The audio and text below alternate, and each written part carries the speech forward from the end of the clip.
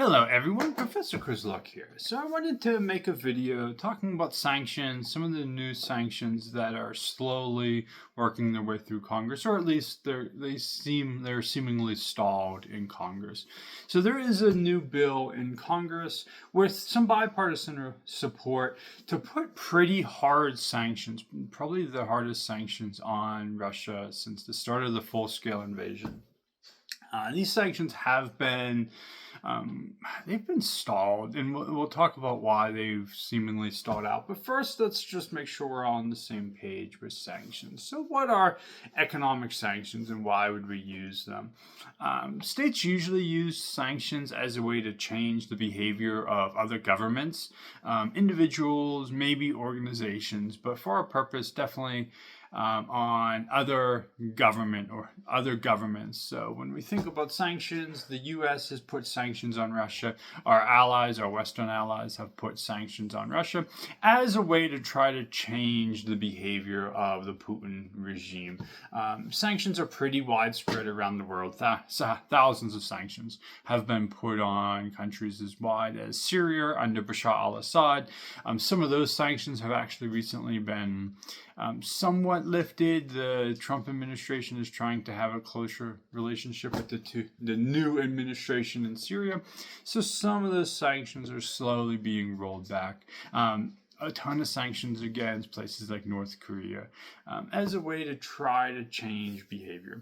We know since the start of the full-scale invasion that the U.S., our allies, have put sanctions on Russia. So what have some of these sanctions been? Import-export bans, embargoes. Sometimes there have been sanctions on specific individuals that are close to Vladimir Putin, trying to get Putin to change his behavior by sanctioning, by putting restrictions on those close to Putin, so they, in theory, will then put pressure on Putin. So this might be travel bans, this might be property seizures. Early on, after the full-scale invasion, you would see stories of oligarchs losing their yachts or oligarchs not being able to travel to the villas in Western Europe. So these are all held under sanctions. Some financial sanctions like asset freezes, cutting access to international systems. Again, as a way to try to shape the behavior of the Putin regime, try to shape the behavior of Putin, try to put pressure on those around Putin. So when we think about why governments use sanctions, these seem like a low-cost alternative to military intervention. And we'll get into this a little bit more when we think of the new sanctions that the U.S. wants to impose, because maybe they are less low cost. But generally speaking, we know regimes, we know governments want to use sanctions because they are seemingly low-cost alternatives. After the full-scale invasion of Ukraine by Russia, when we looked at public polling, we saw that many Americans wanted the U.S. government to do something. They wanted the U.S. government to support the Ukrainians. But when people are asked, do you support boots on the ground? Are you okay with troops? The answer was oftentimes no. So the governments, democratic governments, use sanctions as a way to do something, try to shape behavior without having to resort to military intervention. So these sanctions can be unilateral, just the U.S. doing sanctions, or it can be multilateral under like the European Union, the UN, multilateral organizations coming together to agree, okay, we will all put sanctions on a country. When we think about sanctions that work the best, we know that unilateral sanctions oftentimes don't work as well because a country can then just find ways to work around those sanctions, and those sanctions won't be as biting if it's only one economy putting the pressure on. So why do we use sanctions? Again, here it is to support ally of the U.S., an ally of the West, which is Ukraine, against the military intervention from Russia. So when we think about what's the update, So we know why we use sanctions. We kind of have an understanding of what they are. They come in many forms. They've evolved over time. There used to be blanket sanctions on countries. Think of Cuba. The sanctions on Cuba are more of an older style sanction where it is against the country as a whole. Modern sanctions are usually much more targeted. So I mentioned oligarchs being targeted. That is much more of where sanctions are today. Very targeted sanctions. So there is a proposal for a new sanction, which is seemingly stepping back and being more broad, like older style sanctions. So Senator Lindsey Graham, Republican from South Carolina, and Richard Blumenthal, a Democrat from Connecticut, introduced the Sanctioning Russia Act of 2025, which was a bipartisan bill. If you go online and look at the signatures, there are a lot of people from both sides of the aisle supporting this bill. So what does the bill do? It proposes a 500% tariff on Russian oil, gas, and uranium exports. This means that countries that continue to buy these products, such as China, India, who buy a lot of Russian oil, would face this huge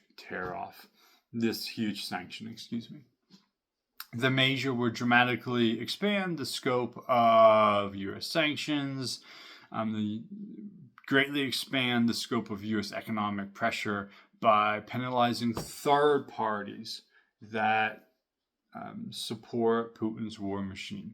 So much of the Russian economy depends on the sale of oil and gas, natural resources. So the idea here is that you would put these sanctions on third parties who are buying these resources. And that then would dry up Russia's ability to fight the war. Because the argument we've heard over the past 3 years is as countries like China and India continue to buy resources from Russia, they are actually supporting the war machine. And as long as these countries continue to buy these resources, there won't be enough pressure on the Putin regime to change their behavior. So this bill, this bipartisan bill, is designed to change that, to have a course correction. And this is, again, well supported by key congressional members. So it would choke off Russia's energy resource revenue, which is its primary financial lifeline in the Ukraine war. Again, the Russian economy really relies on the sale of these commodities. Excuse me.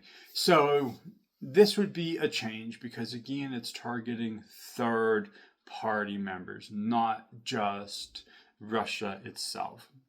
So there is, again, support in Congress. President Trump has came out recently in the last few days and said that he is getting frustrated with the Russians, frustrated with Vladimir Putin, but he has not directly endorsed this bill. So when we think of, okay, this was originally written in March and April, but it stalled in Congress, one reason could be that it doesn't have the direct endorsement of President Trump. Some support, but Trump's not out there saying, pass this bill. National security conservatives, some neocons seem to support this bill. Again, they're signing on to it. But importantly, this bill does have some public support. So a New York Post article said that about 75% of Trump voters supported more sanctions, with 77% saying Russia is a threat to the U.S.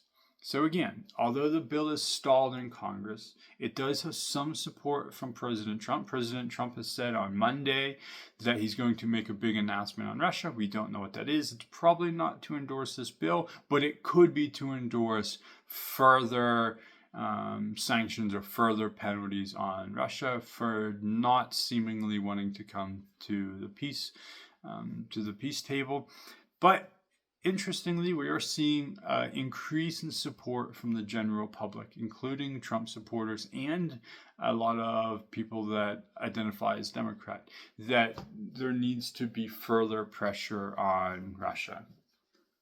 So then what's holding this bill back? Again, the White House has not fully endorsed the bill. There is some hesitancy, some skepticism coming out of the White House. And there is some concern that it would destabilize global energy markets. The political economy of this bill, 500% tariffs is an enormous number that would basically crush some aspects of global trade. Well, that means that countries that wanted to trade with Russia and then trade with other countries like the US this would really stall that global trade. That is the reality of it, that for domestic political purposes, elected officials might be worried about what would happen to the global economy. We're already seeing some instability with tariffs, some instability with economic slowdowns, and then this could be a further destabilizing force. And it would, of course, provoke retaliation. When policies emanate out of Washington, D.C., other countries do not simply just accept those policies. They retaliate. When we're seeing this again with tariffs right now. So there is some concern that if the Congress and the Trump administration would sign it, a sanctions package like this, that other countries, mainly China and India, would retaliate, and they could put their own penalties, maybe tariffs on the U.S. So we see that there could be an economic backlash, there could be a political backlash, and so this bill has sat in Congress, and there's really no guarantee that it's going to work its way through Congress anytime soon.